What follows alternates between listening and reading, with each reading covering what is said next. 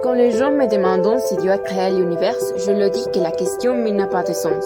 Les temps n'existaient pas avant le Big Bang. Donc Dieu n'aurait pas eu le temps de créer l'univers. C'est comme demander où est l'extrémité de la Terre.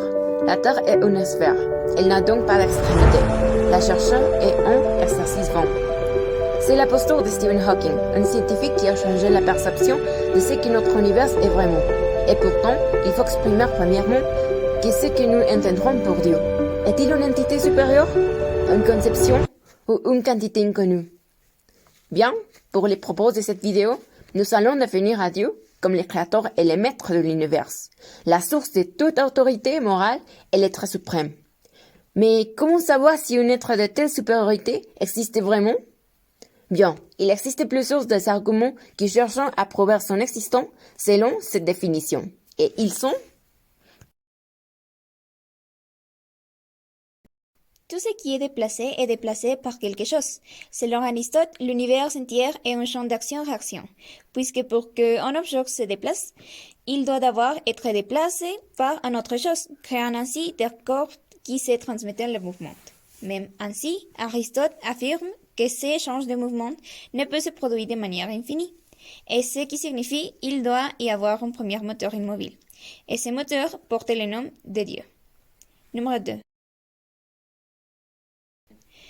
Tous les événements de l'univers ont une cause. L'univers a une cause. Thomas d'Aquin affirme que pour cet effet de cause et de conséquences, il doit y avoir un acteur principal, dominant et causal de tout notre univers. Numéro 3. Désiré de perfection. Pour permettre la création de quelque chose de plus ou moins parfait, il doit y avoir un point de comparaison, quelque chose qui est la plus parfait au monde et qui permet d'ordonner les autres entités et d'objets de l'univers et fonctionner de leur perfection. Cette entité étant Dieu. Le gouvernement du monde. Si l'on part du point de vue que l'univers est un espace ordonné et structuré, la question est la suivante. Qui a créé un système aussi complexe et vaste? Numéro 5. Quand nous refusons de croire en Dieu, nous croyons toujours l'idée d'un Dieu. Que vous croyez ou non en Dieu, vous avez toujours l'idée ou le besoin de croire qu'il existe une énergie supérieure et parfaite quelque part dans l'univers. Et finalement, quelles sont les théories en contre? Pourquoi Dieu ne pourrait exister pas? des paradoxes de son existence. Nous pouvons commencer par ce qui définit Dieu, omniscient et omnipotent. Mais ces objectifs peuvent être opposés dans certains cas en appliquant la logique. Par exemple, Dieu est-il capable de créer une pierre si lourde qu'il ne peut la soulever? Si c'est le cas, d'une part, il est omnipotent, création de la pierre, mais d'une autre part, il ne peut pas le soulever, et par conséquent, il n'est pas omnipotent. Numéro 2. Théorie vérificationniste. La théorie vérificationniste affirme qu'une déclaration a une signification cognitive, c'est-à-dire qu'elle n'est susceptible d'être vraie ou fausse que si elle est vérifiable par l'expérience.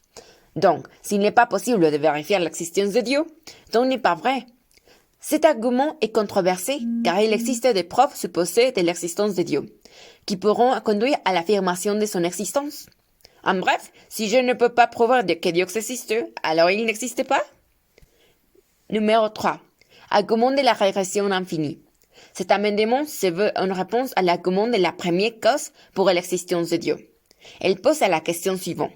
Si Dieu contribue à expliquer la création du monde, d'où vient la création de Dieu lui-même? Cet argument postule l'existence d'un être qui a sa raison d'être en lui-même. Il n'y a pas besoin d'une cause extérieure à lui-même. Il existe par lui-même, de toute éternité, hors de temps, sans rien recevoir de personne. Et c'est être existant par lui-même, sans rien recevoir d'un autre qui est appelé Dieu. Mais si quelque chose ne peut pas commencer à exister, alors l'univers ne peut pas commencer à exister, et Dieu n'est donc plus nécessaire pour expliquer l'origine de l'univers. Finalement, il existe arguments pour lesquels il ne faut pas croire en Dieu, mais qui ne nient pas son existence, comme l'argument de la superfluité. Cet argument présente la forme générale. Dieu ne devient pas nécessaire pour expliquer le monde. Or, il ne faut croire que cette entité est nécessaire pour expliquer le monde, et donc il ne faut pas croire en Dieu.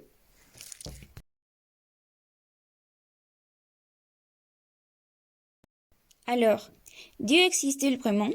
Après une exhaustive investigation, Nous croyons que Dieu existe à partir d'une construction sociale, car son concept a des répercussions réelles dans notre monde.